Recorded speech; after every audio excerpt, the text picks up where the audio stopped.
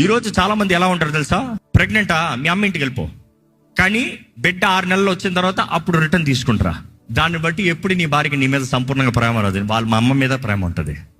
ఎందుకంటే when that mother is in that form, నీ wife ఆ ఫామ్ లో ఉన్నప్పుడు ఎవరైతే తనని స్పందిస్తారో వారి మీద జీవితాంతం వరకు ప్రేమ ఉంటుంది. Psychologist prove it. It is not that only that she gets love, but then తన లైఫ్ లో నువ్వు అంత కాలం నువ్వు ఎంత చేసినా కూడా అంత మర్చిపోతాడంట. బేసిక్ మైండ్ రీసెట్ అయినట్టు ఉంటుందంట.